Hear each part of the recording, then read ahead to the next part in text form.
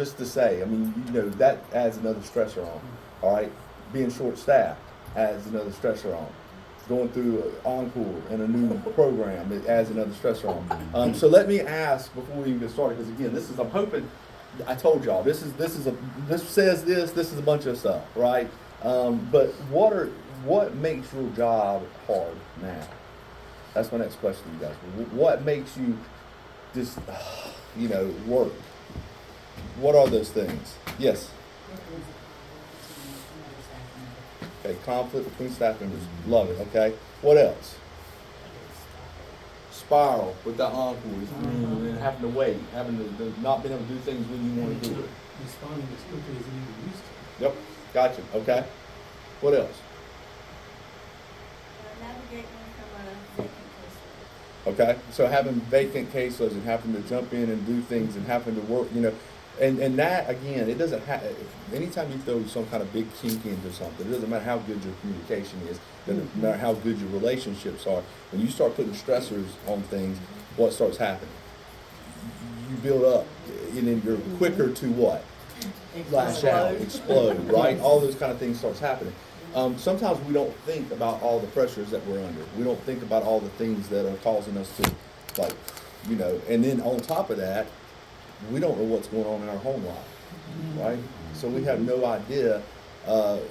We assume that everybody's almost like us, right? We assume that things are going good in our life, everybody else's life is going good. And so, if things are bad in my life, then everybody here should probably know that everything's bad in my life. But they don't know that. So we just make all these assumptions without talking, without communicating, without understanding. And not everything needs to be told.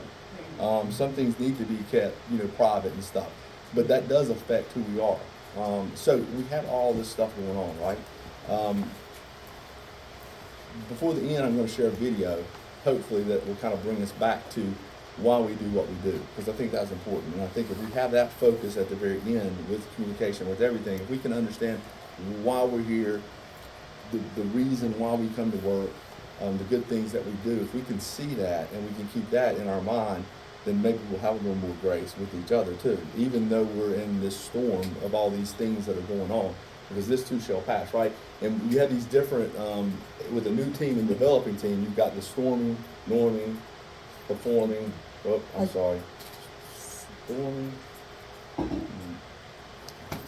forming, storming, norming, performing, and then adjourning, leaving. No. So with those things, if you think about it, you have the forming at the very beginning. You're just trying to kind of get to know each other. And I would say it takes at least 2 years, if not 3 years, to kind of really get to know each other. And then you have that norming or storming phase where you're trying to find out where your role is, where your place is, where your voice is and stuff in that kind of thing. And so there's going to be conflict within that. There's going to be tensions and stuff within that, in that storming. And then you start doing into the norming phase where everything starts kind of getting easier and better. And then you start getting to that performing. Well, what happens is when we get pushed, saying that we have to perform, and I heard Gordon say that, and we've been hearing it, RMT, we've been hearing it from the director. Some of the things, referrals, we need more referrals. And before COVID, it was like 50,000, I think, and now since COVID, it's like 20 or 30,000 across the state. So you look at the big drop off, and it's like, okay, we know we're vacant, but we have to get those numbers up. So you're getting pushed, but then you're having new people, and you're having all this other kind of stuff. So that's going to cause issues. All right, so now I'm going to flip back, all right, to this verbal judo. Does anybody know what judo is? I know you said. Can you explain a little bit about what judo is? That's okay. I mean, if you don't, I will. My dad is a sensei. Okay. So it's a form of karate, which is a martial art. If you don't know what that is, anytime you explain it, it's different. I don't know. There's different types of martial arts, right? Judo is one where you kind of take the person's force that they're coming against you, and you use it to your advantage. So if somebody's coming at you, then you can take that force and just kind of lead them by you instead of attacking full force on. So judo is a way to use pressure points and things like that to take people down, to not use as much force as it is using what they do against you to your benefit, that kind of thing.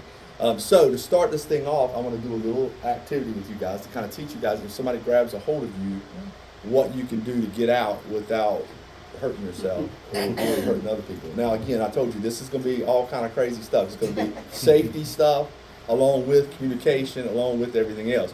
But what I'd like for you to do is I'd like for you to, actually I'm going to have you jump up here with me right quick, just for a second, all right? So what's going to happen is I want him to grab a hold of me by arm just like this, one hand, and hold on like you're trying to grab me. Now what's the first reaction when people grab a hold of you? You're going to try to pull away. Well, grab a hold of me hard, don't let me go. All right, now if I'm pulling, see, pulling, I can't hardly get out of this, right? Because he's got a good grab.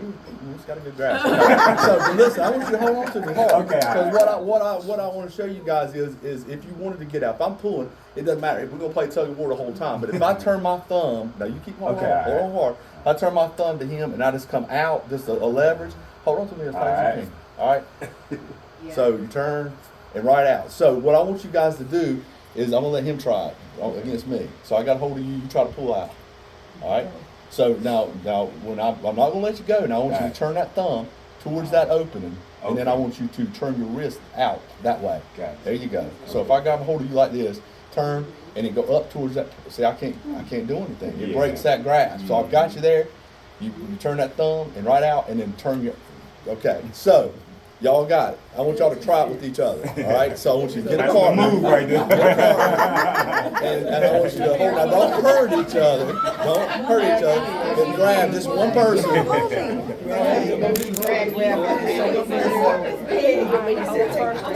So again, what you're gonna do is you're gonna turn your thumb towards that opening. Just like that. Pull out. Go right out. So there you go. So only one person's grabbing. So it's like you grab a hold of her, and then what So I need it. Okay.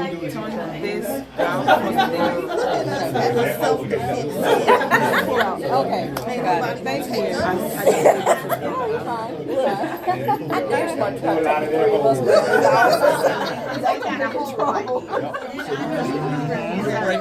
Turn that thumb towards my opening. No.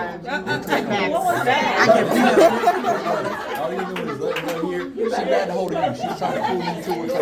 You have to hold her. Let me get him on FaceTime and show y'all some stuff. Oh, Lord. That was my point.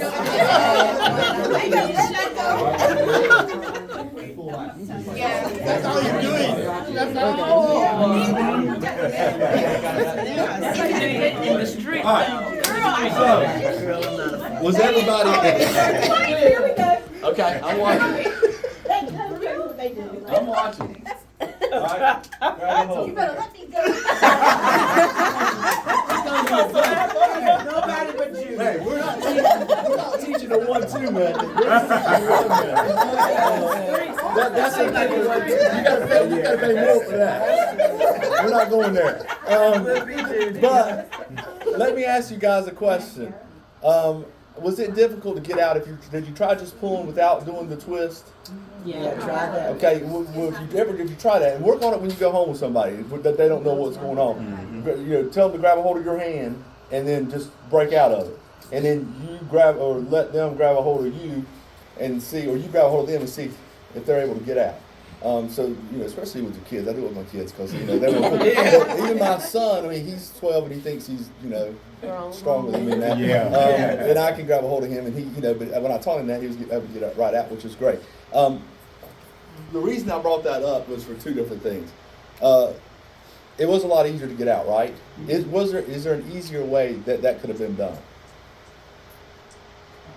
Don't touch me. Okay. I will. Let me just say this. I was in a training one time. And the reason I brought this up because this is a whole different training. It wasn't even dealing with the verbal judo. But I saw this guy online. This is how long this has been. It's probably 15 years ago. I saw this guy online that was doing this. I didn't even know he was talking about the verbal judo. But it was actually the guy that wrote the book, Verbal Judo, that was doing this presentation on YouTube. And he was showing how to do that. And I thought, I'm going to start off with the icebreaker. Just that, And I looked around the room, and there was a gentleman in there that was a quadriplegic. I was like, oh dear, because here I am already into the thing, and I look back there and I'm like, this ain't gonna work, you know, because now I put him in a situation where, because he didn't have the triceps to be able to grasp and use the tendinosis grasp kind of, so when he reaches up, his finger and thumbs come together, but he can't grab a hold. And I'm like, oh man, I messed this up. Well, I was watching. I thought, I'm going to just go with it, because he worked in my office, and I knew he'd be okay, no matter what. Well, I watched, and he was the first person out, and I thought, well, they just didn't do it, you know. And so I asked everybody. I said, how difficult was this? I mean, was it hard? He said, it wasn't hard at all. And I just took a chance, because this was a big group. It was like Canuga, you know, this was a big group of people. And I said, well, Mark, I said, can you explain to me why it wasn't hard? He said, because I just asked the person to please let me go. And I thought, wow. I didn't think about that. You know, when we were talking about doing that and stuff, and I should have called you guys, because I didn't do this, but I should have said, you know, I want you to come up with the best way, you know, to get out of it. And you guys would have done what I was trying to teach you guys, right? Which is the best way you think. But the best way is really just using your mouth, right, and talking, and just asking somebody, you know, will you please let me go? When we're in a situation, how many times if somebody grabs you, are you going to say, will you please let me go? Exactly. It's tough. But with Mark, that's all he had, right? Was his communication, was his voice. Because he didn't have that chance to be able to turn and pull out. So he used what he had. And it worked better than anybody's, because he was the first person to get out, because the person just let him go, right? So it made me start thinking about this whole training. I'm like, you know what? That's what really communication is all about. Is working with people, is using your mouth to be able to talk, to be able to get out of situations, right? Before you get into situations. So let me ask you guys another question. What's the second most powerful? This is Whit talking. This is my research. This is what I've done. What's the second most powerful part of your body? No. This is my research, so I can. Your mind? Yeah. Your mind? I would say the mind, the brain's first, because without it, you can't do anything, right? What's the second? And I would say probably one of the most smallest parts of your body. The tongue. The tongue. How many times has wars been started over something that somebody said, right? How many people have died because of what somebody said? With you guys, has there ever been a time in your life that somebody said something really bad to you, or something really downgrading, or just really made you feel a certain way? Everybody, right? How long was that conversation? Not long. Not long, okay? So what, maybe 10, 15 seconds, maybe? Yeah. Right? Yeah. And then you remembered it for how long? Ever. So if you think about that, how powerful your tongue is, and how you can say it. I mean, it might have been the opposite way too. How many people have ever said anything that uplifted you, that made you feel better about yourself? That, like, you know, and you think back on that, and you think, wow, you know, that person in second grade, that teacher that told me that I was going to be somebody or whatever, and that stuck with you all these years, and you are who you are, not because of that, but it helped motivate you or whatever to get to that point, right? So our tongue is very important. I mean, so we've got to pay attention to that, and if we can control the tongue, then we can control a lot of things in our life with regards to everything. So let me go ahead and talk about this, all right? So what you will not gain from this training, all right? This is not a magical one-size-fits-all way to make everybody happy. Because I think there's some people, let me just ask, maybe I'm just the only one here. I believe there's some people in the world that like to be miserable. Do y'all agree with that? And I also think that it doesn't matter what you do, it's not going to change that. That's right. So in those situations, what's the only thing you can do? Control yourself. Avoid them, you can. I shouldn't have said the only thing. You can't avoid them. You can, maybe. But maybe what about their client? Can you avoid them? I like what you said. Control yourself. We have control over what we do. We have control over how we act, how we let things make us feel. Sometimes we don't think we have a lot of control over that, but we really do. And so keeping that in mind, keeping that in focus too is a good thing. But what I hope you will gain from this training is self-awareness, some de-escalation tools, and then ways to protect yourself at the end to kind of keep yourself safe, right? That's what I'm hoping. All right, so let me tell you kind of a little bit about this book and where this come from. George Thompson, he's passed away now. He had throat cancer and he passed away, but you can still find his stuff, some of his stuff on YouTube if you look him up. He does this talk at, I don't know if it was Harvard or Yale or somewhere and stuff, where he has this classroom and he shows the same technique and he kind of goes through some of the things and some of the stories and stuff, which is cool. But I went ahead and it led me to buy this book, and it's Verbal Judo. And basically a little bit of history on him.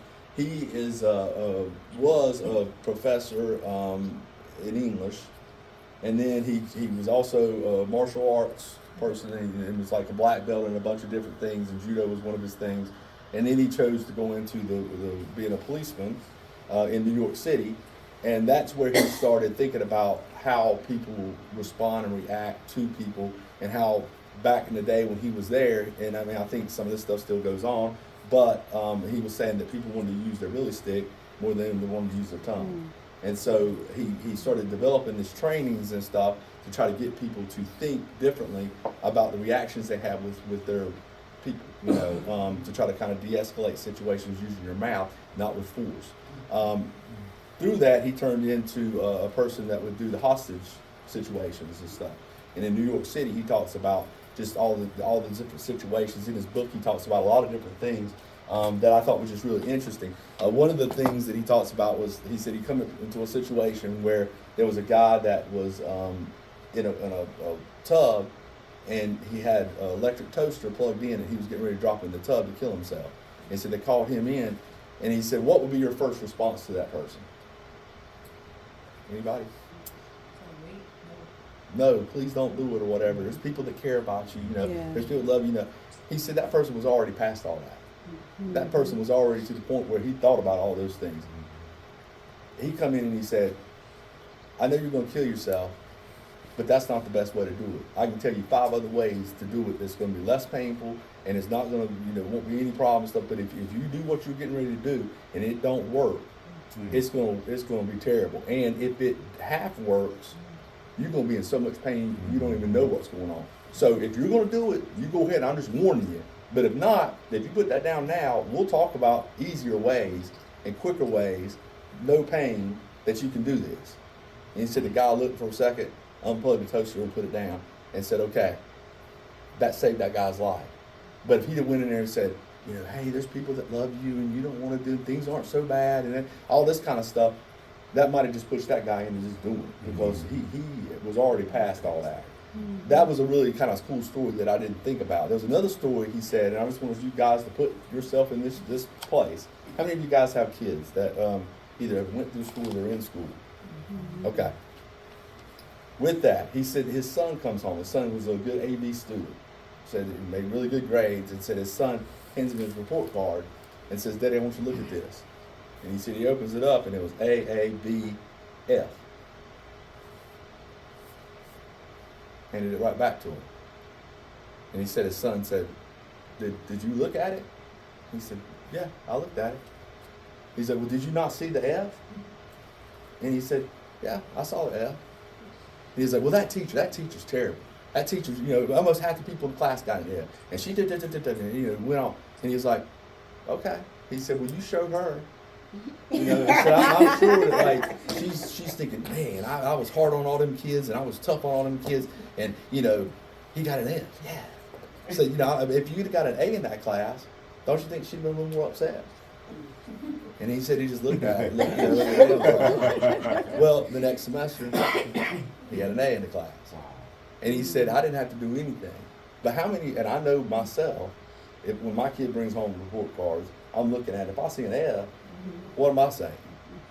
What's this right here? You know, there's no more iPad. There's no more this. There's no more. We're gonna do. You know, there's gonna be. Yeah, this is gonna be. Because I'm gonna be all over it. Did that have to happen? I mean, you know, now and I think, well, but he knew his kid, right? He knew what was going on. So when he sees that, there's a reaction that happens. You look at that, and you're like, yeah, you know. And I'm sure in his mind he wanted to say, but he had to be calm about it. He had to think about it. And he's like, what's best gonna help this situation? So he ends up, you know, going that approach, and it ends up working out. And I just thought that was crazy. I mean, I never, you know, so sometimes when we think about things, we think about how do we respond to things, we have to be really in tune with ourselves too, and in tune with our emotions. And I think that's what we're going to kind of get into when we talk about some of this stuff, right? There's one part in this book that I want to share with you guys that I thought was really neat, and it's right at the beginning. But it says, we treat people and ladies and gentlemen, not because they are, but because we are. What separates a professional from an amateur behavior is giving our opponent no solid grounds to make a stand against us with our comments or actions. So again, we treat people, what I got from that is we treat people as ladies and gentlemen, not because they deserve it, because we choose to do it, right? And I think with that, with everything, if we can keep that in mind, I think that kind of is going to hit on what we're talking about throughout the day. It's not going to be as much about what they should do, but it's about what I need to do. How can I change a situation? Because again, it's not about, it is about other people, but it's more about how we respond to other people. That's going to make a big difference, right? So. You know, I didn't make a comment. Yeah. Where I came from, my culture, you know, it was so funny that we're using the same idea of if somebody wants to commit suicide or die, somebody will come and say, how do you want to do it? I mean, it's just not a big deal. It's like, go ahead, how do you want to do it? That will be less mouth to feed. And really, I mean, it was just like, we could count on the people who would end up doing that. Yeah. I mean, it's just like, okay, you know. Yes. I was just gonna say that y'all know Malachi. He has made statements when he's upset with his mom. You know what? I'm gonna leave. One day y'all gonna look for me. I'm gonna be gone. I'm gonna leave the house. And I said, okay. So when do you want to go? That's what I always did with mine. Yes. And then it Totally goes yes, off. it you does. know? It does. And- Reverse psychology. I told mine I'd help them pack the bag. Yeah. Well, I'll tell y'all a story. When I was 19, I went off to college, right? And so UNC Wilmington, I had my own life. I did my own thing. I enjoyed my freedom. When I come home that first summer, and up until that point, my mom was like, if I stayed up to 1 o'clock in the morning, whatever, she was cool with that. And then on Friday nights, I would go out, and then I was okay as long as I was home by 2, which was good. So somehow when I go off to college, when I get back, it's like 12 o'clock. You're going to be home at 12 o'clock. I'm like, I've been at college. What are you talking about? This is crazy. So I'm like, I've had enough of this. Well, there was also a parking place issue, which I'm going to get to that because I just washed my truck and had my tires all, they parked me in the hole, and I parked in the driveway where my dad parked. Anyway, he was like, move the truck over here. I was like, I don't want to move.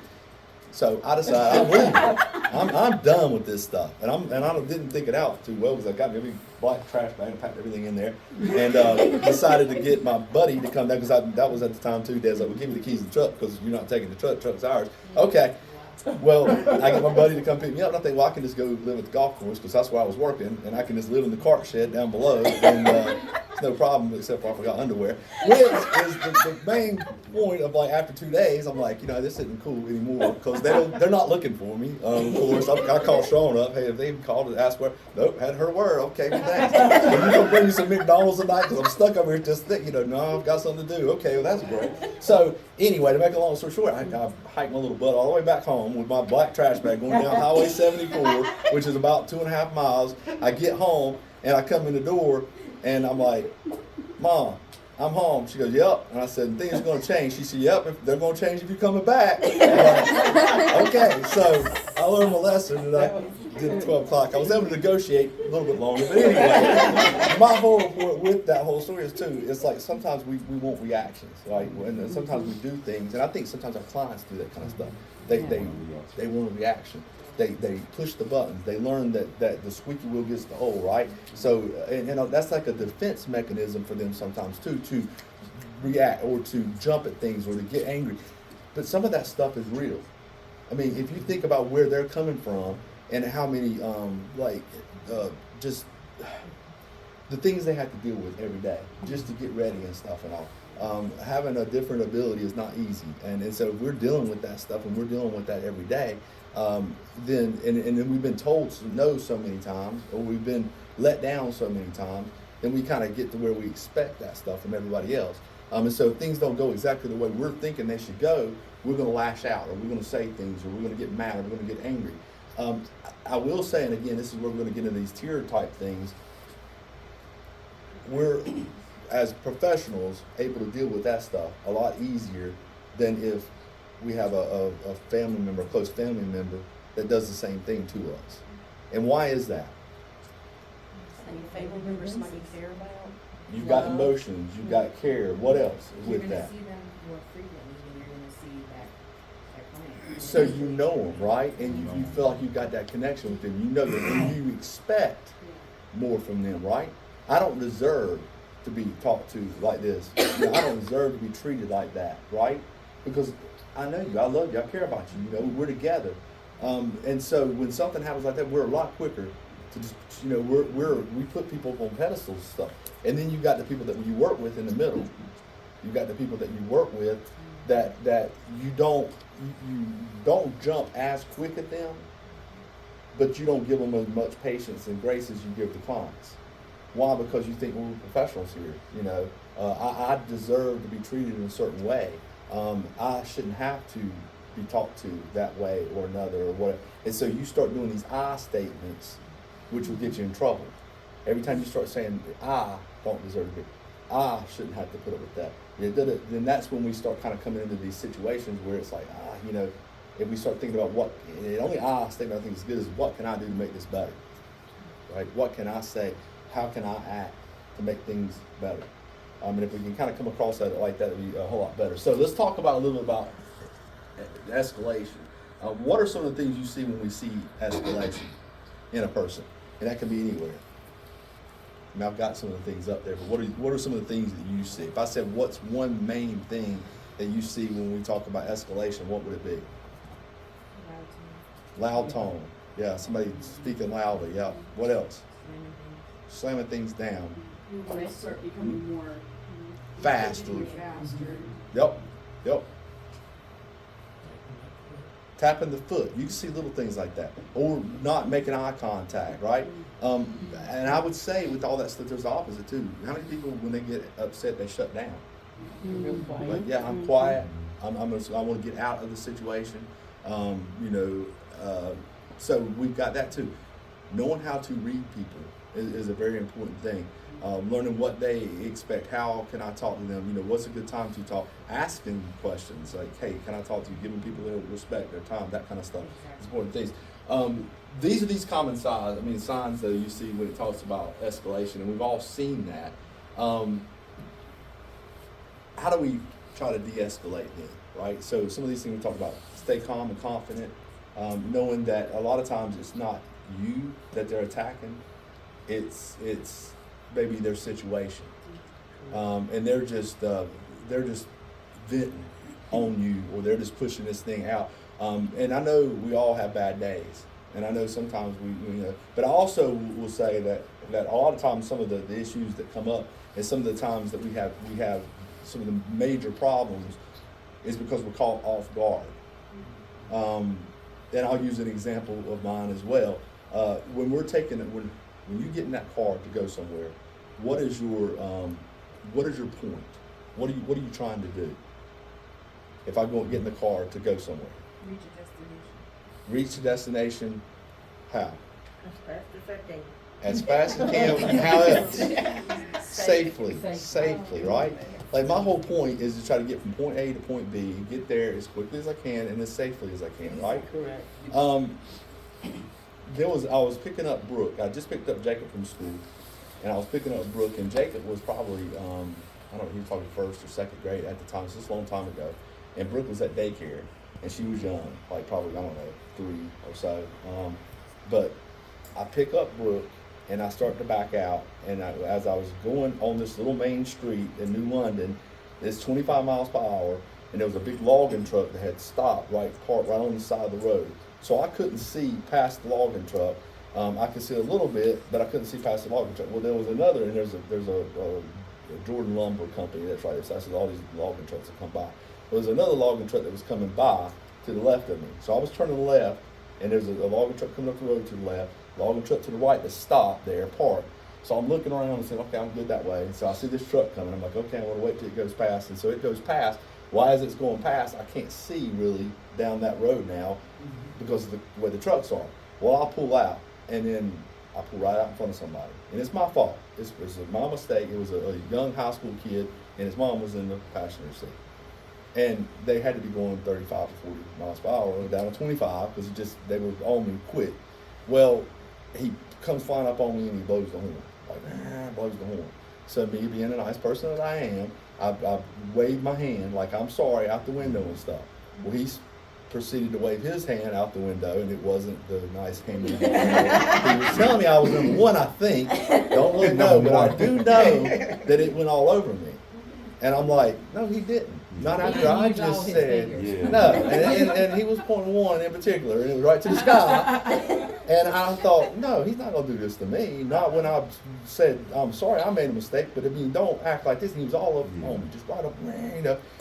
And so I began to proceed to go really slow, because I'm like, okay, if we're gonna do this, let's do this. I mean, and I'm not typically like that, but it just went all over me.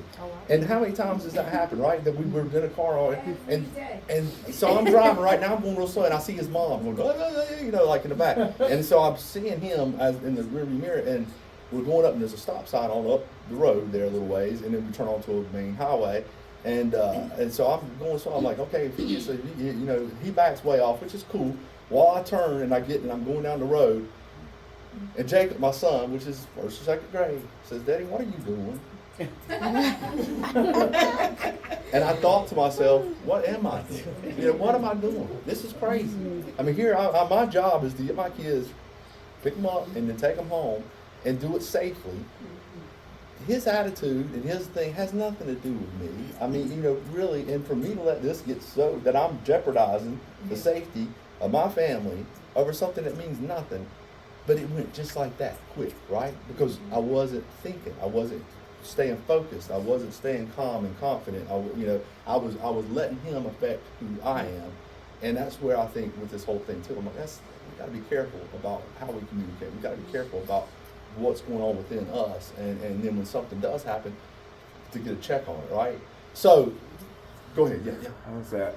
Is it okay to feel like you didn't deserve that, and maybe the reaction should have been wrong, but at least is it okay to feel like you didn't deserve that? I think it's totally, because we have our feelings, and those feelings are real, right? And it's not, there's a lot of things that happen that's not fair, and not right, and it's not just, and in our eyes, it's like, you know, it's not, we're not happy about it.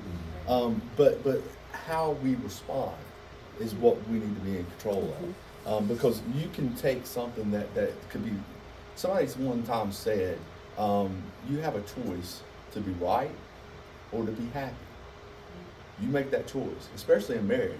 You know, sometimes you know you're right, and you can argue for like, you know, days about something that's so insignificant just to prove that I'm right. Where it's like, why does it matter? Just be happy. Say, you know, yeah, let it go, and just move on. Why do we do that though?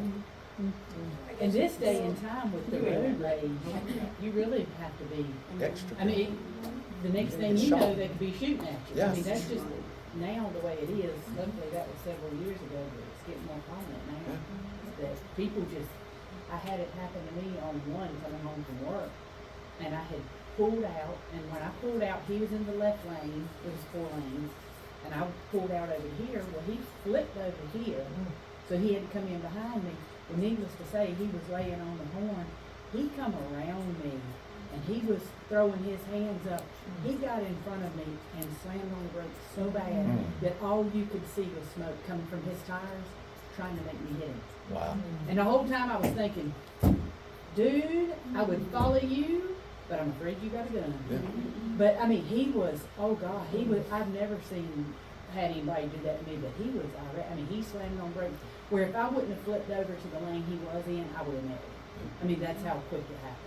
Well, and see, most of the time when things like that happen, it does come out of nowhere, right? Yeah, this was out of nowhere. And a lot of times is how is thinking, okay, I need to respond in the right way with these things. I think some of I'm usually been really good with clients, but I think the things that got on underneath my skin more than anything was a client that would call that I felt like I did a lot for, that I really helped out a whole lot, and they were really nice. And then all of a sudden they call you. And out of right field, and you're thinking, oh, well, that's Johnny. I'm going to talk to Johnny. I can't, I wonder what's going on with him. And you Something's get up, wrong. and they're like, you hadn't done anything for me, and this, that stuff you got me is a piece of, you're thinking, well, wait a minute, Oh, God. So then my emotions are tied into that now, because here I'm thinking this is going to be a good, happy conversation, and I'm looking forward to talking to you, and now you're laying into me about something and look at all the things I did for you, and so then what I want to get defensive. And I want to start saying, whoa, wait a minute, no. I did this, and this. And then, is that the right way to do it? No. Sometimes just let them talk. Get it Let out. them talk. Let them get it out, and just listen. But to stay calm and be like, okay, this too shall pass. I'm gonna be okay. It's just And then when the guy's had a chance to calm down or I have a chance to think, then to respond in a way that like gets us somewhere, that gets us from point A to point B. Like Gordon was saying, our whole goal is to get people employment here.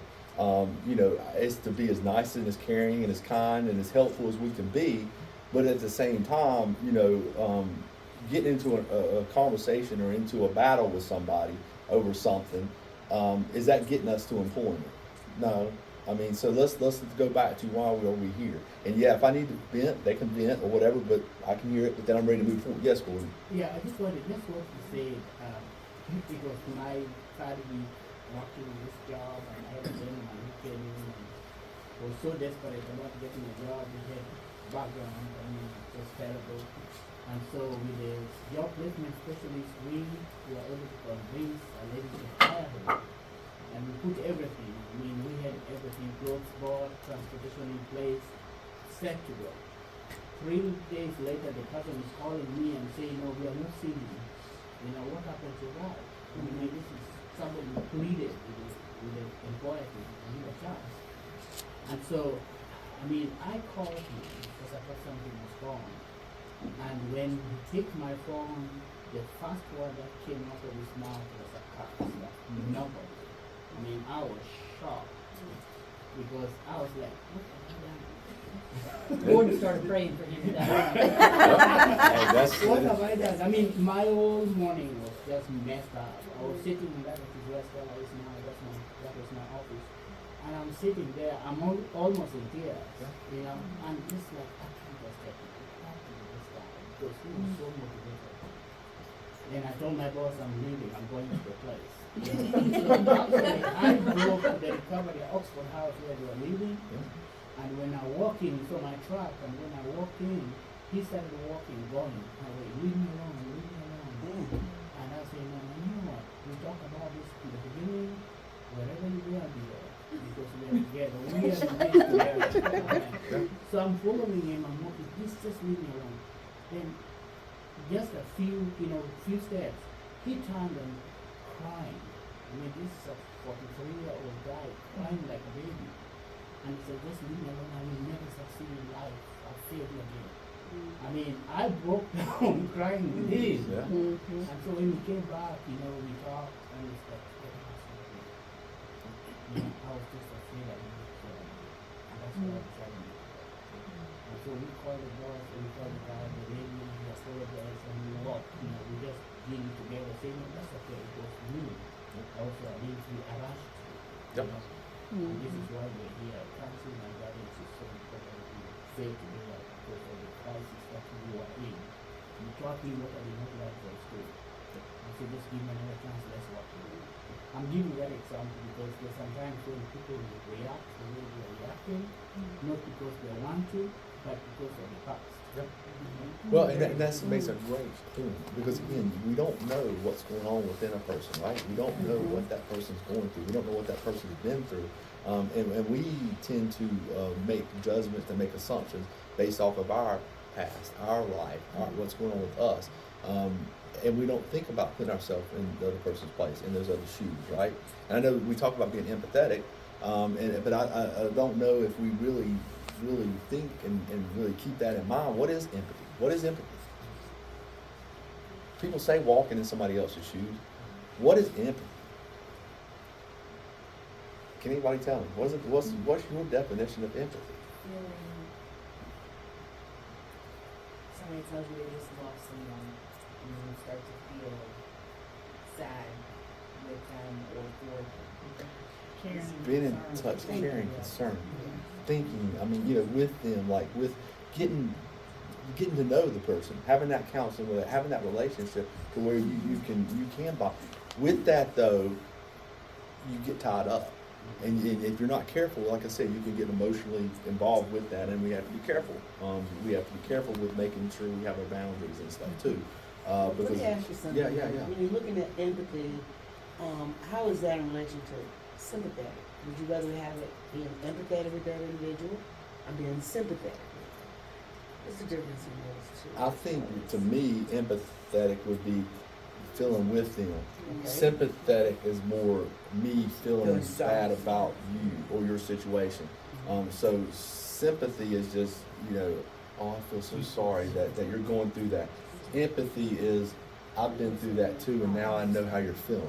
Showing a relationship. I'm with you, and I understand you, and I want to be there to help you.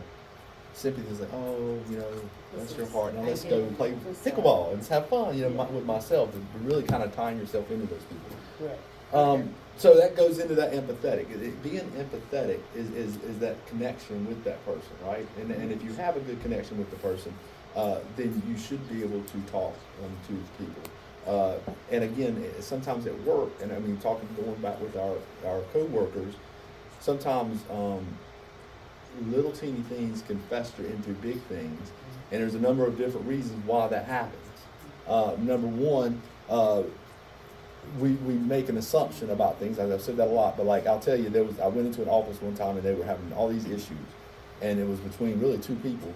And what happened is those two people had a problem with each other, and then they went to their friends and started talking, and so now the friends have the problems with the other people, and they weren't even involved in the situation. But that's just kind of what happens. It's like you get these cliques, and so now I'm not going to go out to eat with you because you did this and such. What, and it was all about the person. It was raining one day, and one person was going into the office, and the other person had some stuff in their hands, and they were behind, and they didn't open the door, didn't hold the door for the person. And that person, when it all come out, they all hugged each other and was crying and saying, because we talked about this whole situation, and they're like, I didn't even know you were behind me. I really honestly didn't even know you were behind me that day.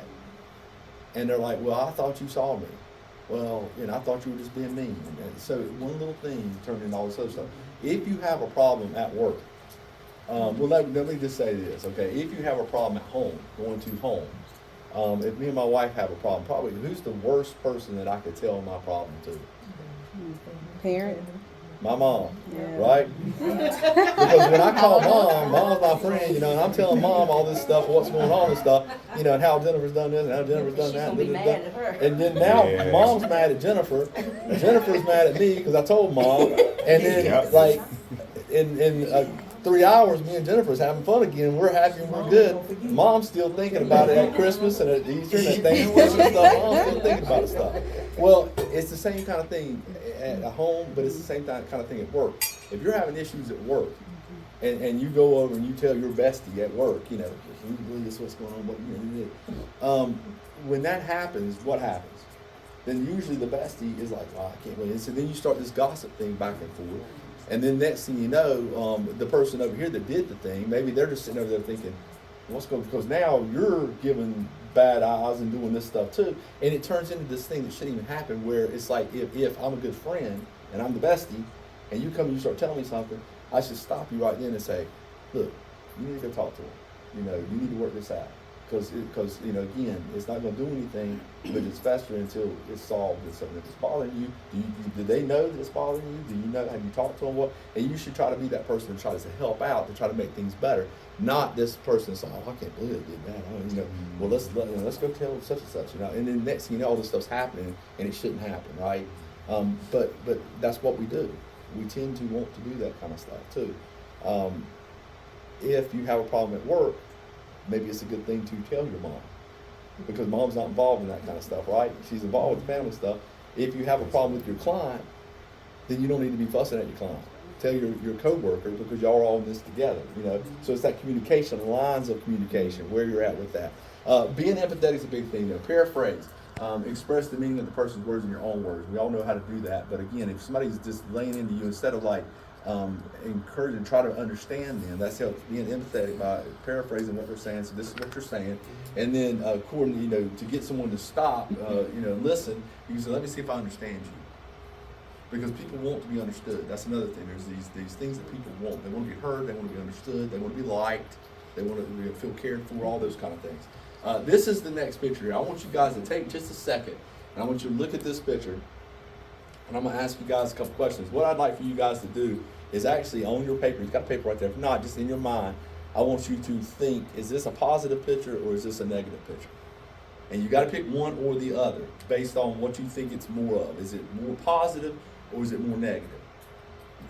So, I mean, I know we don't know a lot about this stuff, but I just want you to take a look at the picture and just whatever you see or whatever you think, I want you to come up with why this is a positive picture or why this is a negative picture. That's right. Well, and that's where I'm hoping that somebody maybe has, and then they're going, okay, good. All right. So, with that being said, how many people in here feel that this is a negative picture? Got 1, 2, 3 kind of. Okay. How many people positive? Okay. How many people just didn't want to answer? Okay. It wasn't that. I just wasn't sure. I was Okay. undecided. And there's no right or wrong with this. It's just kind of like, what are your feelings when you see this picture? Is it positive or is it negative? And so my negative, guys, what makes it negative? The stick in his hand. Stick in the hand. I've heard that a lot. Okay, what else? It looks like there's something heavy hanging around the bull's neck. So these big bells, these big cow bells, right? That's around there. It's just got to be Like I hard.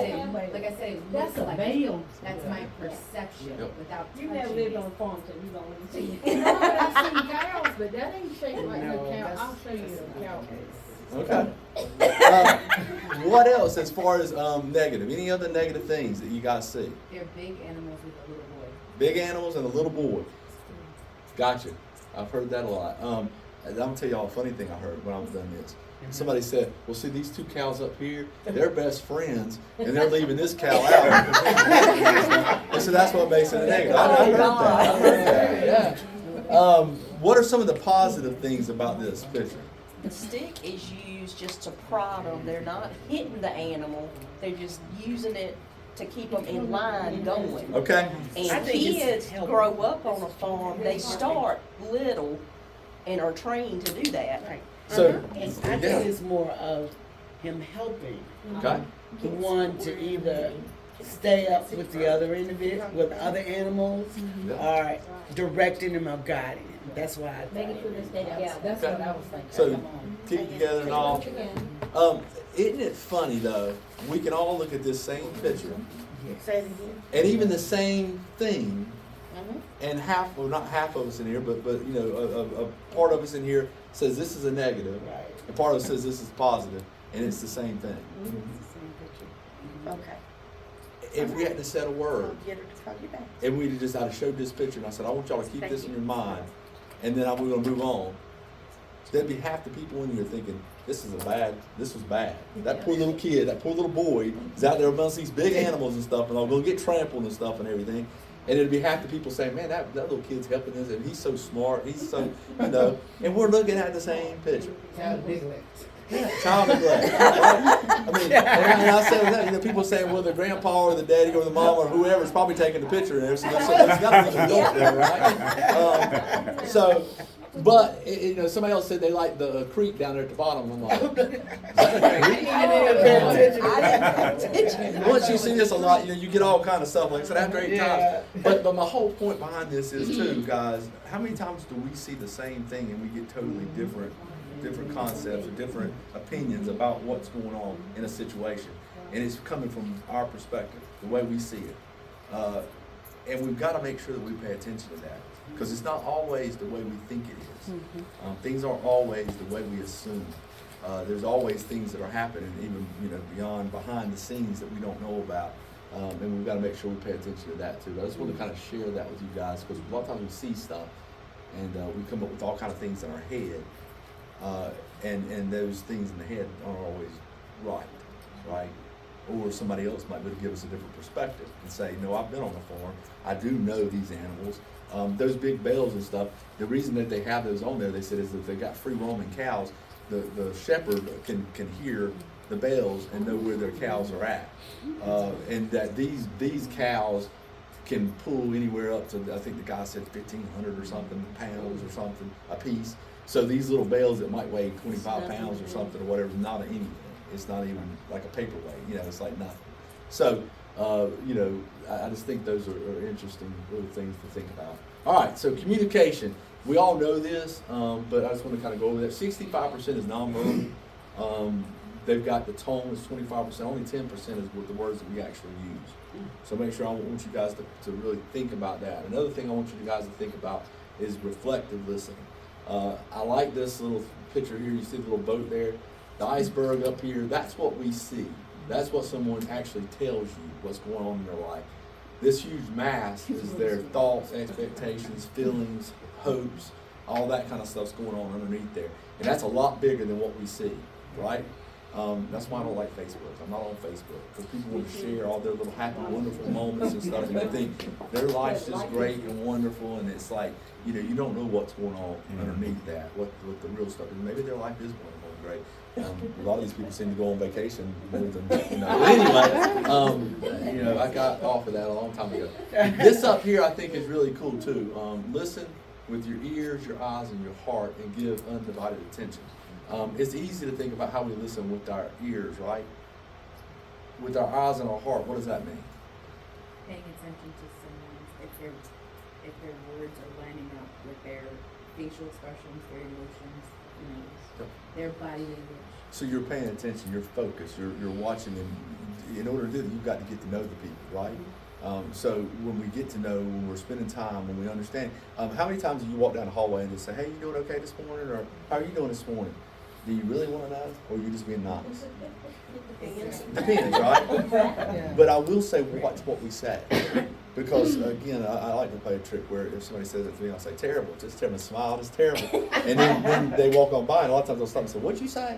And I say, I'm just doing terrible. And they're like, well, is everything okay? I'm like, I'm just messing with you. Everything's good. But I just want to see if they're going to stop. Because some people I guarantee you, if you do that, some people you're like, just terrible. And they're like, oh, it's good, that's good to see you. And they just walk and they're like, did they not hear what I just said? I just said terrible. And they're not even paying attention. They're just moving on.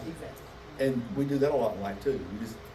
We just move on. We say things, we do things. We don't even know really how we're acting or how we're reacting. And I do think at home is a big thing with that.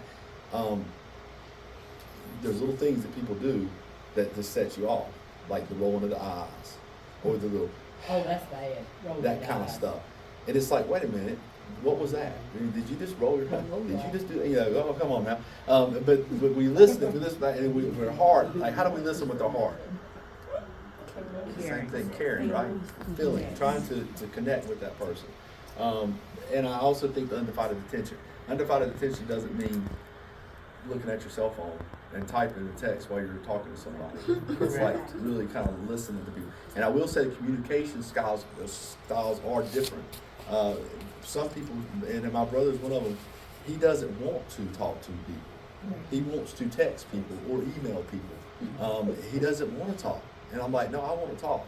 Pick up the phone and call me, because I'll send him a big long text. I'm good, thanks, whatever, and that's it, boom. And of course, he is 12 years younger than me, but I'm like, come on, man. But I know today, in today's time too, we send these texts, and sometimes they can come across a whole different way. An email can come across a whole different way than what you mean it just by the way it's written.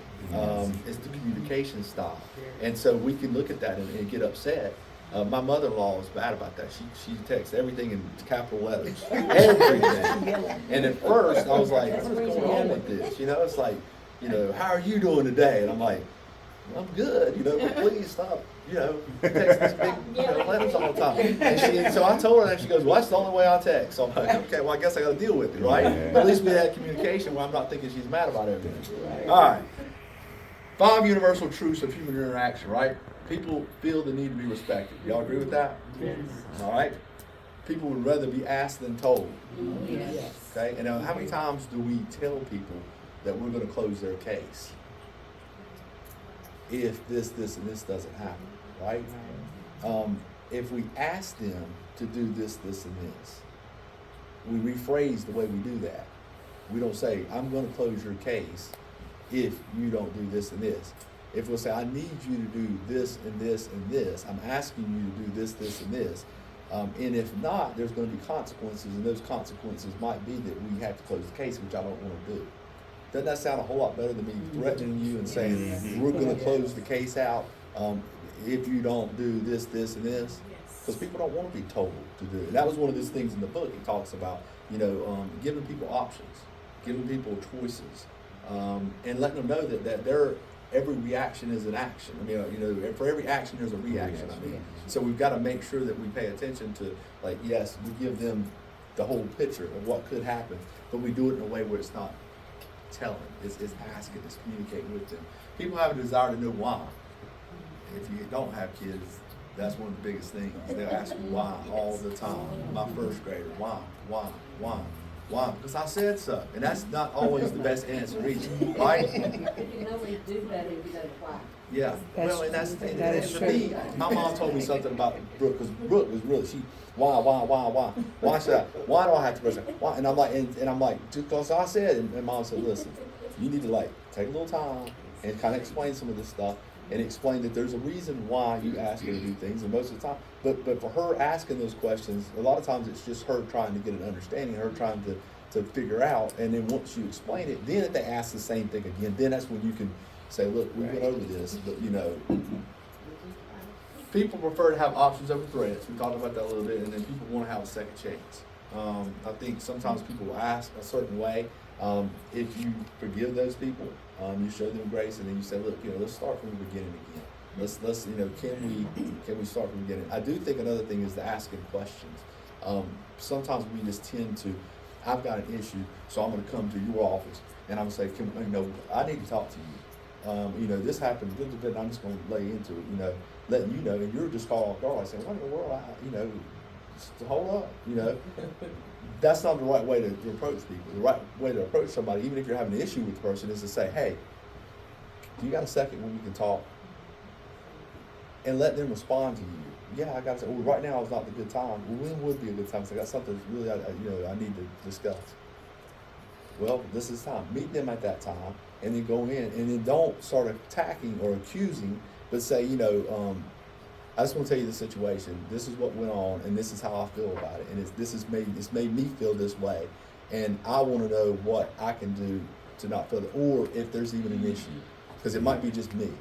Right. And again, you're giving them the out to say, well, no, I don't have a problem. Or you're giving them the way to say, hey, there is an issue, or this is what's going on, and that's what. And then it's like, okay, so what can I do to make this better? Not this is what you need to do to make this better, because if you don't do this, and this. Guess what? I'm not going to talk to you anymore. I'm going to give you the silent treatment, or I'm going to make things hard for you, or whatever. Because nobody wants to come to work and be miserable. Nobody. So make sure we talk. Yes. I was going to ask you, could you repeat that? It was a little bit fast. I was trying to write it down. Oh boy. I got one thing. Which part? If we got it recorded, we're good. I hope, if there's, listen, I just go with whatever's coming out of, I put it all in, and then whatever comes out, it's like, I might be able to get it, but I do think that asking the questions is the most important part with that, with everything. Sometimes we get, and again, I get research from a lot of different places, I do. I look all kind of places, right? But I'm going to tell you something, and this is going with just me and my approach and something other. But if you look at the Bible and you look at Jesus and the way Jesus, he always asked questions. He didn't jump into but he solved a lot of things by not, he who has not sinned throw the first stone. That type of stuff. He kind of turned it around on people. But as a Christian myself, I tried to follow, and I'm like, okay, well, what can I do? And it's like that to me, asking questions, getting to know where a person's coming from. So why are you feeling the way you're feeling? Or how are you feeling today? Because if somebody's really upset, hold on just a second, how are you doing today? And just stopping them and letting them tell you. And then going from that to kind of working your way into other things. But if you just jump right into something and you're like, then it's coming out like you're shooting, instead of trying to make things better and trying to have that open kind of way of doing things. All right. Relationships. I thought this was very interesting. It says here that 70% of a relationship isn't fixable. So if you have a relationship with a person, 70% of it is not going to be something you can do anything about, because 70% is that person, who you are as a person, and we have our core stuff. It's not going to change. You're not going to get me to like the New York Yankees. Not going to happen. That's just not happening. But I do like the Braves. So again, it's like, we're going to have our differences. That's not going to be able to be fixed, I don't think. It might change, I don't doubt it. 30% is though. So we can focus on this 70% that can't be fixed, or we can try to focus on the 30% that can be fixed. And if you look at the 30% that can be fixed, I would say that that's looking at what you can do to make it better, not what can they do to make it better. But what can I do to adjust in my relationship? What 30% can I mold? What 30% can I change to get along better with you? And I think if I do that for my 30%, you do that with your 30%, then we've got a good start there, right? So I just thought that was really good, and that's from that book, Michael Stainer's book, How to Work with Almost Anyone. And so I think that's a pretty neat. I haven't read the whole book, but when he said that, I thought we sometimes want everything to be 100%. We want everything just to be great with everything, and then we say, I give 110%. You can't give 110%. You can't. You can only give 100%, and I would suggest you can't give 100%. You can't give everything, all of you, or you're going to be completely wiped out and drained. So you can only give what you can give. But if I can give 80% today, and you're only able to give 20%, if I can reach down and help pull you up a little bit today, then when I'm able to give 20% and you're at 80%, maybe you can pull me up and we can make it work, right? Mm-hmm. All right. Why do babies cry? They're tired, right? They're hungry, they're lonely, they're in discomfort or pain, or they want attention. Jacob, when he was a little baby, Jennifer was a nurse, and so she worked at night. I ended up, we get up and change him and feed him and then put him back and take him to daycare the next morning. Well, there was one night when he was a little baby that he just cried every hour. It seemed like I just lay back down and go back to sleep and barely get to sleep. He started crying again.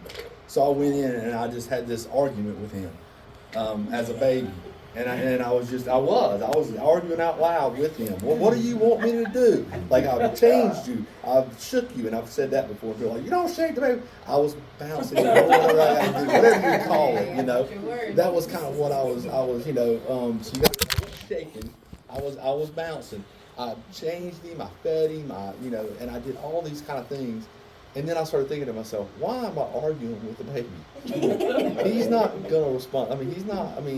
I was frustrated. I was tired, and I was just kind of, and I started thinking, wow, I need to try to realize we come out wanting things, and we know how to get it. We cry, we pitch a fit, whatever, to get the things we want. We're tired, hungry. Usually, if we can solve those things, then the baby will calm down. What makes us any different as adults? If you think about it. When we don't get what we want, when we're tired, when we're hungry, then we get aggravated, and then we pitch a fit, or we cry, or we act out, and then what do we want? We're wanting a reaction. We want somebody, we want something to happen. That's why we act the way we act, right? So we got to pay attention to that. Reacting versus responding. I think that's one of the big things that we need to pay attention to is not reacting, but respond to situations. React, something happens, and we just do. And most of the reaction things is that freeze, flight, or fight kind of thing. So you see, one of those three things is going to happen. If a bear comes, I'm hoping I can outrun you, right? That's the flight. Definitely not want to fight it, but and I might lay down. I don't know if anybody ever tries that with a bear, and let me know. But that's the reactions you're going to have. But if you can think through and you can respond, you're going to try to meet the person's needs, right? Respectively and dignified, maintain safety at all times. You're responding to things, not reacting. Somebody comes at me, I'm going to take a deep breath, know where I'm at, who I am, and then respond. So I went back to the baby again. Why do you think adults are any different? We want to be heard, we want to be respected, we want attention, we want to be understood, we want to feel included, we want to be satisfied. Are you going to respond as an adult or baby? Are you going to cry? Are you going to pitch a fit? Are you going to act out? Or are you going to be the adult and say, you know what, I can handle this. It's okay. It'll make its way through. I'm going to communicate. I'm going to try to ask questions. Let's see what I can do to make a difference, not what they need to do. That type of thing.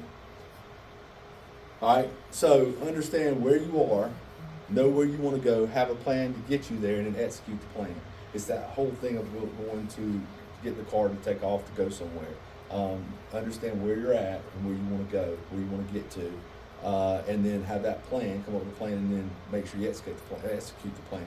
Same thing with communicating with either kids, family, co-workers, or consumers. Think about, okay, let's just take co-workers for example. What's going right, what's going wrong? You know, where are we, where am I at right now? Why do I feel like there's this issue? Okay, once you know where you are, know where you want to go. I want to get along with my people. I want things to be fun. I want things to work out. I want to have a good relationship. How are you going to get there? Well, that's probably going to take you and that person. So it's like, okay, I need to communicate. I need to let them know that I'm willing to change, that I don't like the way the situation is, and that I want it to be better. And what do I need to do to get us there? And if that person's not willing to do it, then there's nothing you can do. You've tried. But at least, you know, you've tried to execute the plan. I do have a feeling that most people, if they're in this profession too, working with coworkers, that they do have a heart. And we do sometimes have our emotions, you know, we wear them a lot, because we are caring people. We care, we want, you know, and then so when we get hurt, sometimes it cuts deep because we have that, yes. If you think about it, those are the same things. If you're upset with somebody, that's what you probably already go through too.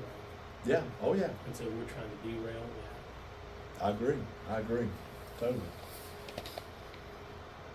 I agree. Anybody else have anything about this? Any questions so far about anything or comments? Well, my face gives my reaction before I ever open my mouth. So with that, what I don't would you know. do? I don't know.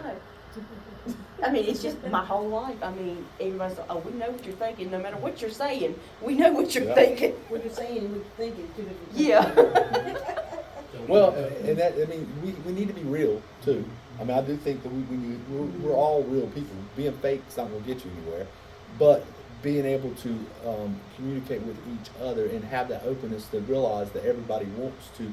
Does anybody in here want to come to work and be miserable? No. And I mean, and if you have a good environment, you have a good group, and you have a good, you know, then is there anybody here not willing to change it, stuck in their ways that says, look, I'm right all the time, and I just want y'all to know that. And listen, if you're that way, I'm okay with that. I would rather be real with that and say, this is who I am, and I'm real, you know, and I feel like I'm so go ahead, yeah. No, I was just thinking like about the question, and I was just thinking some of that comes with self-regulation and also acting. Like actors, they take on various roles, and even if they're upset, they know how to make themselves upset, or being happy, they know how to put on that expression of happiness. So even in certain environments, almost making oneself act. We need an acting class now. Well, listen, I think it's a good point, because I do think that, don't we do that more with our clients? The acting part. We do. Than we do with our, because family, you gonna come in, you gonna just do what you want to do. You gonna say what you want to say, and it's like, and a lot of times it's not always the best thing, but it's how you feel, and you feel like you've got that freedom to just be yourself and be open and be honest and be, even though it's not, if we really thought about it, that's not the best way, because again, you're hurting other people. Just because I feel like fussing, or I feel like I'm in a bad mood or whatever stuff, and all, doesn't mean I need to project that on everybody else. I should be able to control myself and try to be talk, but we do that with our coworkers. We're a little more, again, we put them on a little bit higher pedestal than we do the clients, because again, I know you, I work with you, we're all in this together and stuff, and for you to do that to me, I can't believe that. And so again, I'm going to teach you a lesson, and that lesson is going to be, I'm not talking to you, or I'm not gonna work with you, or I'm gonna make things hard for you, and because I'm gonna show you how it feels, how you made me feel. I'm gonna do unto you as you did to me, and I'm gonna show you that, like, you know, two people can play these games, and that's really what they are, is games, really. Because we don't want to feel that way. We don't want to be upset. We don't want to be, but we do these things because it's like, well, they did to me, so I can do it to them, and who cares? And, you know, I don't have to, I mean, they need to talk to her. They don't need to talk to me. I mean, they need to talk to him. He's the one that's causing issues. But if he's the one causing issues, or she's the one causing issues, and you're playing along with the game, then you're causing just as much issues as they are, right? And I've with seen that, this happen a lot. you got any examples? I mean, because Oh no, what you just said today, I can give you 3 examples for everything you said. I'm new here, but where I come from, yeah, like, it's exactly what you're saying. More kids than adults. Well, and there you go. And we act like the babies again, right? We act like those kids, you know, and it's like, why? Why do we do that? Because we want to be heard, we want to be respected, we want to be, you know, we want these things, but we do it in the wrong way. We do it, we act out. I mean, instead of saying, you know, being nice and being polite and being, you know, all those things that we should be.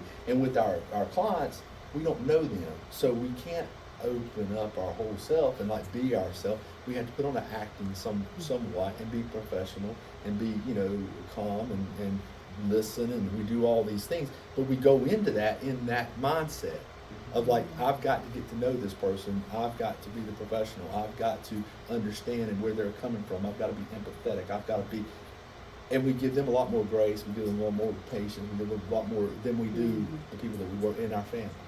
It gets worse as we go up, right? On Go this ahead.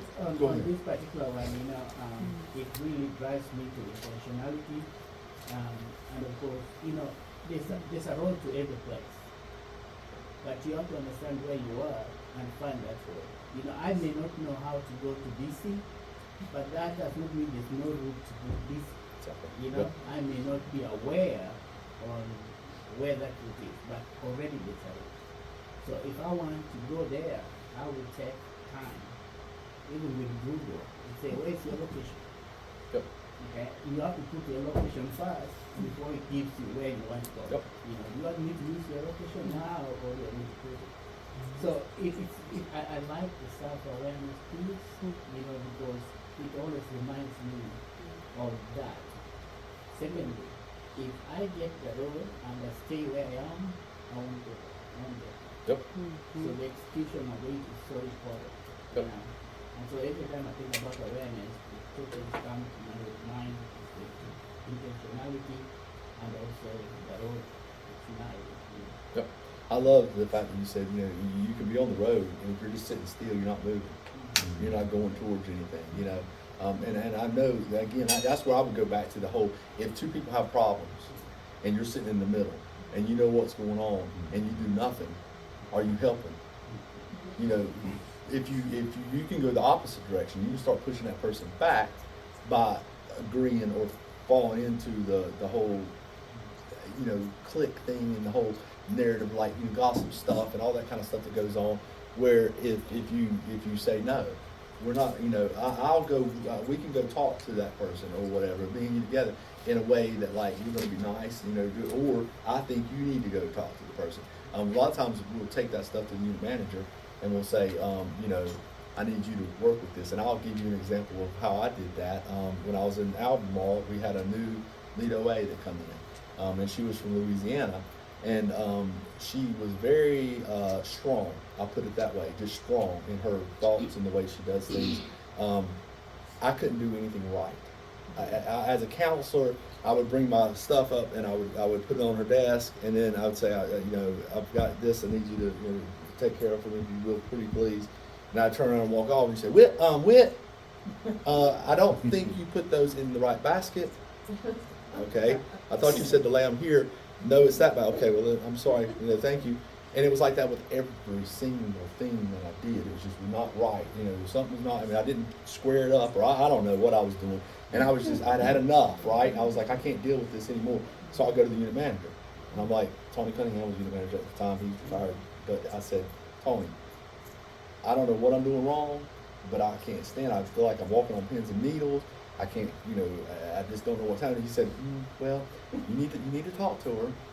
I'm like, I've been trying to talk to her, and I'm not getting her. That's what I'm trying to tell you. And at that point, I was already late to go see a client, and so I was like, I got to go. I mean, I'm 10 minutes, 15 minutes behind already. So I take off, and I go back to my office. I get myself real quick, and I go out the door. Well, I hear Whit, and I'm like, I don't have time for this right now. So I'm out the door, and I'm in the parking lot, and she comes chasing me in the parking lot. You didn't sign out. You didn't sign out. and I stopped and I turned around, and this is my reaction. This is a reaction. I turned around and said, well, you're so good at being my mom, why don't you do it? Now listen, y'all clap, but that was wrong. And I knew it was wrong. Because I thought, I'm going to get fired, I'm going to go out here, and she's going to go back there and tell them, because I should not have said that. But she kind of laughed when I said it. And then I come in, so the next day, she was like, there's my little piggy. And I said, so at that point, I'm like, now what is this about? And she was like, you want some gumbo? She said, I'm going to make some gumbo. You want some gumbo? And I'm like, well, yeah. They'll be like, yeah, that'd be good. I love food. That'd be great. And she goes, okay. And she said, I don't have a kid here. She said, but since you said, your mom, I'm gonna start cooking for you. I said, okay. Well, we started like laughing and then joking, and she just thought that was the funniest thing that I said since you're my mom. And so that whole thing, and I realized, and I told her, like, so we started getting along, and she started cooking me this stuff, and I'm bringing it, and all. Man, this is great. I had lunch, and I told her I appreciate it, and she said, well, I really like you, and I said, well, I tell you, at the beginning, I really didn't think we was going to get along. And I said, oh, everything I said. She said, I was just picking with you. And I said, picking? Really? I said, well, everything I did, you tell me to do it. She said, yeah. She said, I would just tell you, you need to square that up or whatever. Don't put it on my desk like that. No, she said, I was just playing around. And I'm like, oh, well, I didn't know. I had no idea. I thought you were being mean. I thought you were just trying to and it just so made she me took your remark as being joking back. And we had the best relationship after that. And it was all about just like getting to know a person and and she still contacts me. She moved back to Louisiana, so she still contacts me at Christmas and sends me a Christmas card. And I mean, this has been years. And so we've developed a relationship where I was wanting to get her fired, like get her out of here, get somebody else, because this is. And it turned out to be something totally different. Again, it was that perception and assumption that I had based off of the way I was raised or what I was thinking. And it wasn't that way. She wasn't trying to be like that. But if I'd have just talked to her, I think about that, like, it wasn't a long time. It was probably a month that she'd been there and I was dealing with it. But if I'd have just pulled her aside and said, hey, I feel like I can't do anything right with you. I mean, is there anything I can do to make things better? Then she'd probably be like, I'm messing with you. And it would have been all over with, instead of me every day thinking, what am I going to do today? How am I going to mess it up today or whatever? Anyway, all right, so take a look at yourself. I like these things. Manage yourself before you can manage others. Don't make it personal. That's the big thing. Don't buy into thinking barriers. I can't deal with this. I don't deserve to be treated this way. There's I statements. How does your relationship with the person change the interaction? Again, thinking about your family, thinking about your coworkers, thinking about your clients, trying to make sure you're thinking through the relationship and how that changes that interaction. Stress changes your perception. Stress isn't the event, it's the perception of the event. I really like that. If you think about it, we all deal with stress. Winning the Powerball or whatever, we stress. And it could be a good stress, it could be a bad stress. But it's not the event itself, it's how we deal with the event, right? And then ask questions and be willing to make improvements yourself. Don't expect the same from others. We can't expect everybody to try and to give, but we should expect that from ourselves. And if we don't do that, then we're shortchanging ourselves, I would think. You're never going to go wrong doing the right thing. And I like to try to tell my kids that too. Sometimes telling the truth is going to hurt you. You're going to get punished. But if you do the right thing and you tell the truth, it's not going to be near as bad as if you lie about it and then you get, same kind of thing with this kind of situations with things. If you're trying to do the right thing, you're trying your best, that's all you can do. You can't expect the same from others. But if we all are willing to try our best and we're willing to forgive, we're willing to try to understand others, then we should be able to communicate with each other, right? All right. going back to our safety things now. So we all have people that come into our offices and stuff that are sometimes can be irritated, can be aggravated, can have criminal records, can have a lot of different things. There's some safety tips up here. Never turn your back on people for any reason, especially if they're escalated at you. Make sure you're facing them. Maintain a distance between yourself and the agitated party. If you're going to have somebody coming in, sometimes having a place like if you're going to meet, your offices sometimes aren't the best because the way your offices are set up. You might have your chair here, the door's there, and they're sitting right there. So if you don't have a pathway to get out, you'd want to make sure you bring them in a place like this. If you bring them in a place like this, have them sit over here on that side of the table. You sit over here, you've got two ways to get out. If they come around that table, you can go that way. If they go around that way, you can go this way. I mean, you've got a way to get out. Also, maybe have somebody else come into the conference room with you and sit with you during intakes or during meetings that you're going to have. Don't shut your doors and stuff at your office. If you've got somebody that you know has a history or whatnot of things. Angle your body at 45 degrees. So what that means is if I'm talking to a person and stuff and all, like I'm going to stand like this looking at them, like not where if I need to turn and go, I can turn. But if I'm standing straight on the person knocks me off balance and I'm going backwards, I want to make sure I'm kind of standing at 45. Also, if they come at me, I can slide them out, move, do what I need to do. Keep your hands in front of you, not crossed and not, in a ball fist or whatever stuff and all, but keep your hands open and stuff kind of in front of you and stuff. That way you can protect yourself if needed, if somebody's going to come after you. If possible, casually position yourself between a barrier such as something like we talked about. Make sure you've got something in between you and that person. Make sure you put yourself closer to the room of interest if the escalated client is indoors.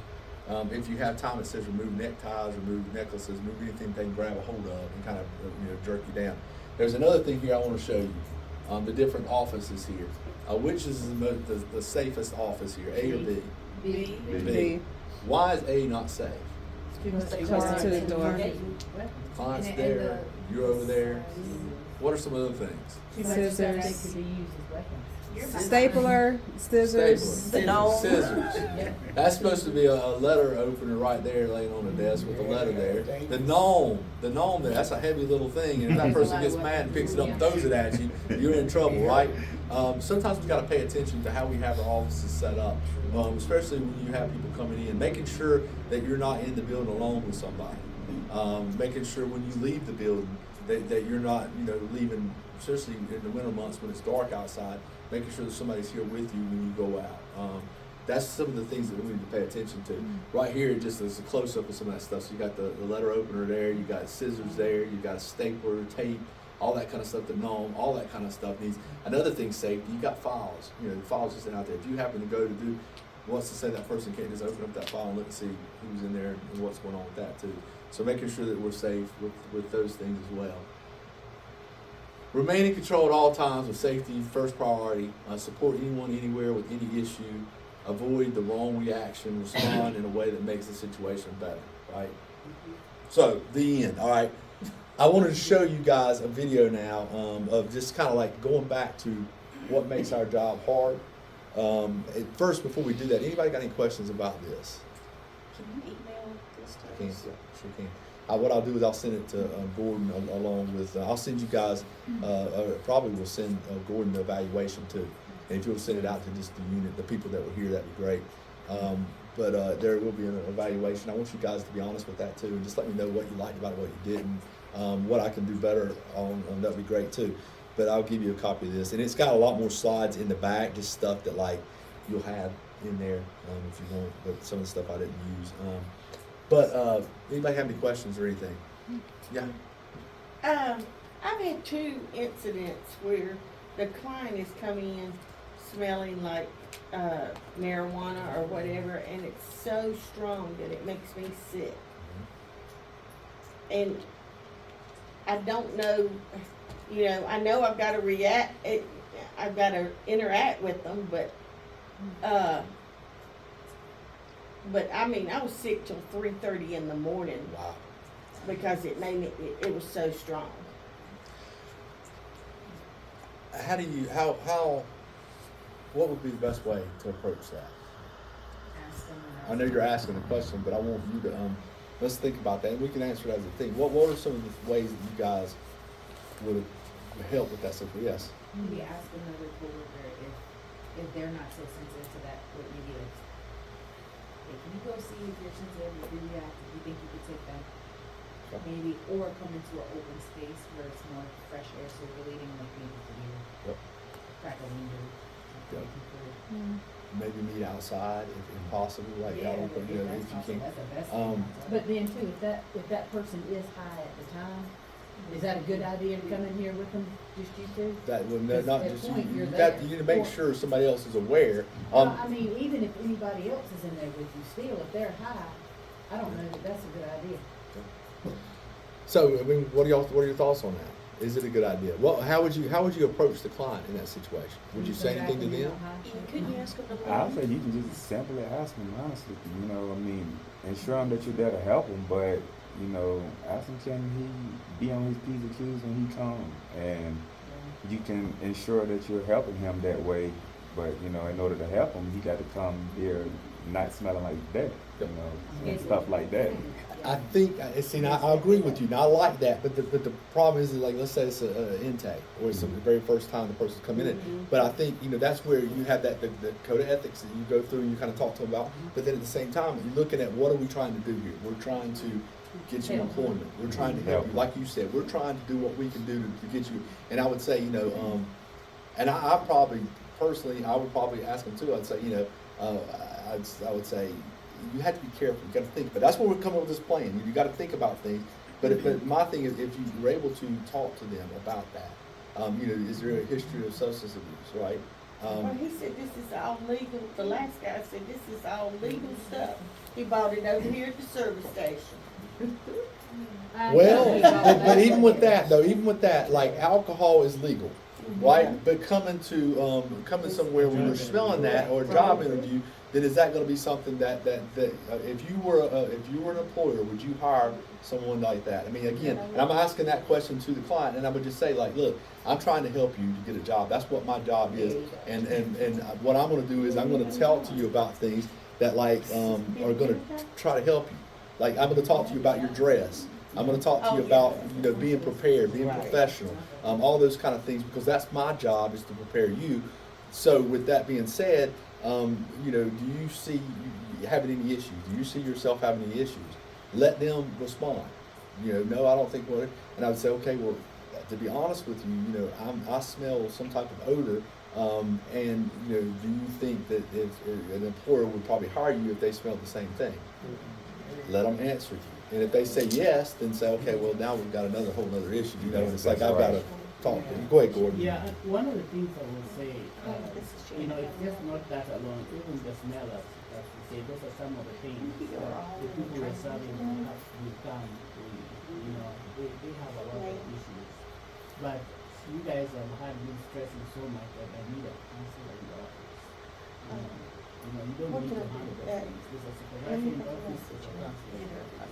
You know, hold on, just let them know I need to get to somebody else. Because the counselor is recommended, and that's their job. That is a job, yes, to So you don't communicate. have to keep your boundaries. Because if the counselor can't handle it, the supervisor has to handle it.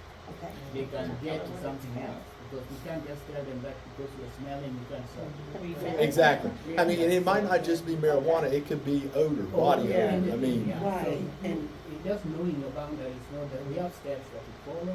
So if that's the situation, just allow the supervisor or the counselor who's in the office. I know we haven't got their medical records. Talking this person, this is going on, and I would like to, because that's also easier. You respect the person as well. So Because I can't that's just start one of the asking biggest those questions. holders. So more of the person has come to me, I said, okay, we need to work with you. Let me talk to one of the counselors. All right. Handle the case. I'm having something to do. You might just say, I'm having some other things to do. I love that, and it is that boundaries. I mean, you know, if you're running the front, you know, you're not going to be the one that's going to want to communicate and want to counsel the person.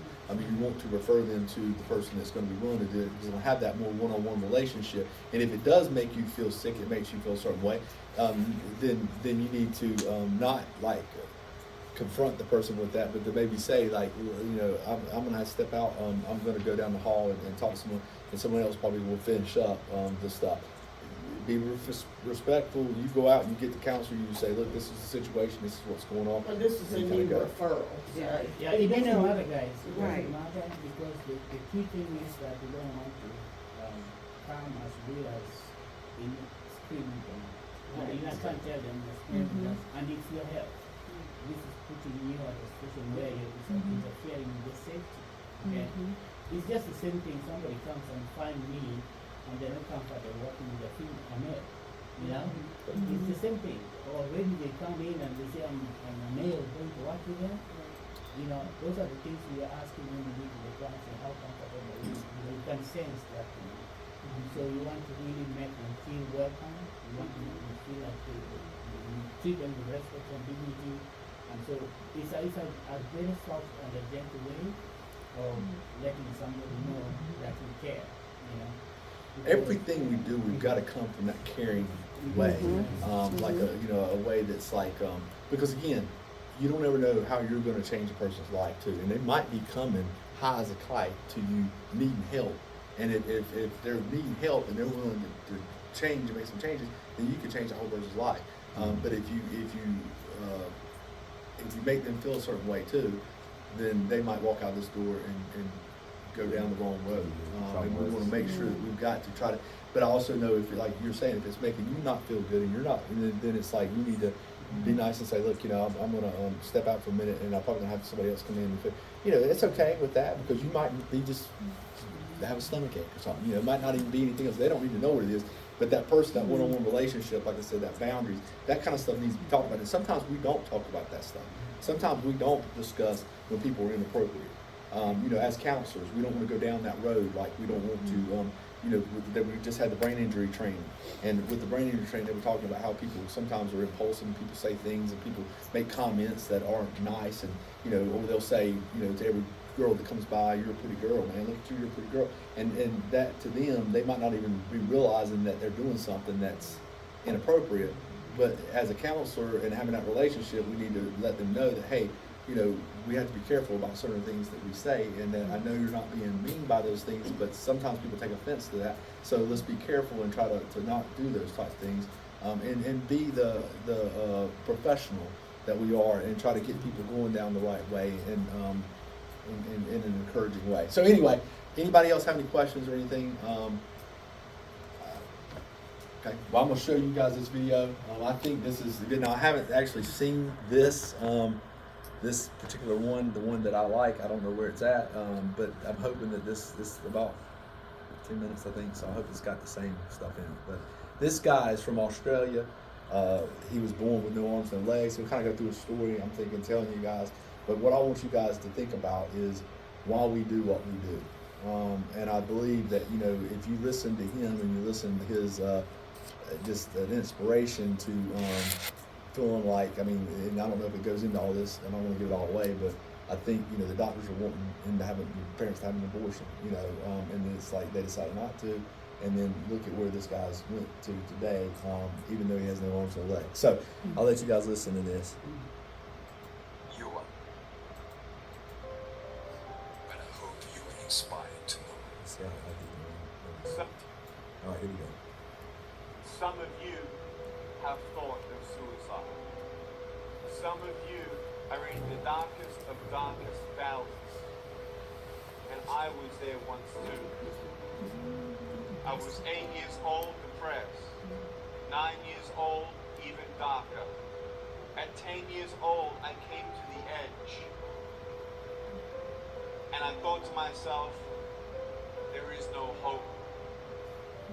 At age 10, I tried to drown myself 6 inches and 15 centimeters of water. My home.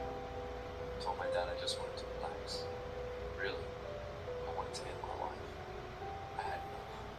The first 2 times I rolled over, I was trying to work out how much air I hold in my lungs before I let it out.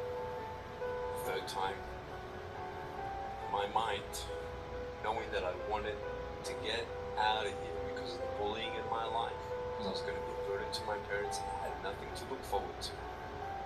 I realized at that moment that if I actually went through with committing suicide, I would leave a greater burden for my parents than they already had.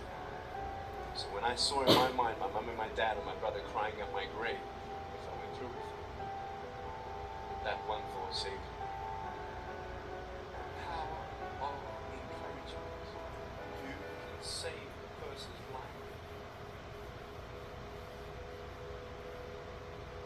You may have arms and legs, but unless you know three things. Number one, who are you and what your value is? Number two, what is your purpose here in life? And number three, what is your destiny when you're done here? If you don't know the answers of any of those three questions, you're more disabled than I. If I gave you $1 billion, would you? If you gave me $1 billion, I'd be very happy. But then if my mum dies tonight, am I happy?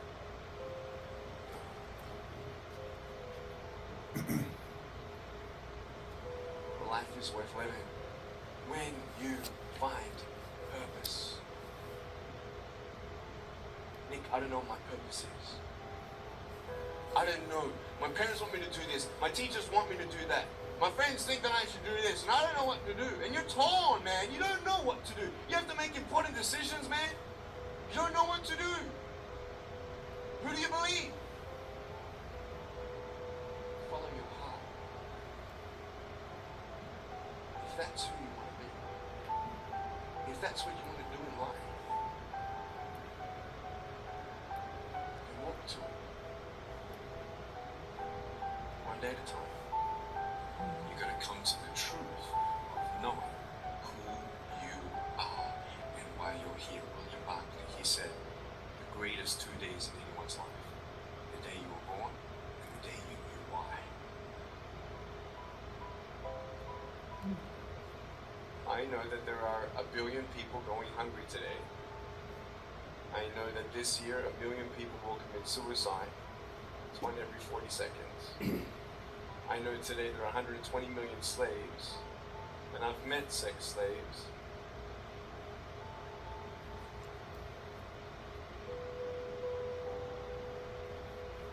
So many people tease each other, oh, you know, you're too short, you're too tall, you look whatever. Different hair and all that, it doesn't matter. See, the thing is, when you're in school, when you're growing up in life, it actually sort of matters to people how you look. And then it matters to you because it matters to others. Why? Why does it matter how you look? Because if they don't like you, then who will? If they don't accept you, then who will? I know so many teenagers who look themselves in the mirror and wish that they had a different body. I want to ask you, what are you going to believe? Are you going to believe in yourself? Are you going to believe everybody else's judgment on you? Are you going to believe people when they say that you're a failure? No one really likes you, no one really cares about you. That's what this world is. I want to look like her. I want to look, if I was taller, shorter, smarter, more popular, whatever you want. It's not enough. And the fear that we have is that we're going to be alone. That we're not good enough. And you know, we have to change ourselves. And you know, so many people put me down and say, Nick, you look too weird and no one's really a friend and you can't do this and you can't do that. And I couldn't change anything. It's not like just fixing my hair one day and everything's fine. It's not like, you know, just whatever. I couldn't change my circumstance. I couldn't just one day wake up and say, hey, give me arms and legs. I need arms and legs. But it was so hard because people put me down. And I started believing that I was not good enough. I started believing that I was a failure. That I'd never ever be somebody who people would like or people would accept. And it was so hard, man. I thought to myself, I can't go on the soccer field like everybody else. I can't ride my bike and I can't skateboard and all these sort of things. I started getting depressed. I thought, what kind of purpose do I have to live? I mean, are you just here to live to die? I mean, is there not a purpose for me? Is there not a purpose in life? And I had questions and no answers. And I asked my mum and dad, why did this happen? I asked doctors, why did this happen? They don't know. There are some things in life that are out of your control that you can't change. You're going to live with. The choice that we have, though, is either to give up or keep on going. Every single human being has value. And my value is not determined on how I look or what job I have or where I'm from, where I was born, how much money, all that stuff. Nothing. And And it's funny how the friends around you sort of determine who you are. You change yourself. You come to school. And everybody swore around me in high school, so I started swearing. Why? Because it's the cool thing to do. Everybody swears. So I don't want to be left out. And I want to be accepted, so I started swearing. You go to a party, everybody's drinking, so you drink. Why? Well, everybody else around me is doing a big deal. And you start losing yourself, and you start putting your security in temporary things. You start putting your happiness in things that won't last. You can get drunk all you like, but in the morning, you're going to be sober with a headache with the same problems. Nick, you're not good enough. Nick, just give up. Nick, you're never going to get a job. You won't get married. You can't even hold your wife's hand. What kind of a father are you going to be if you can't even pick up your kids when they're crying?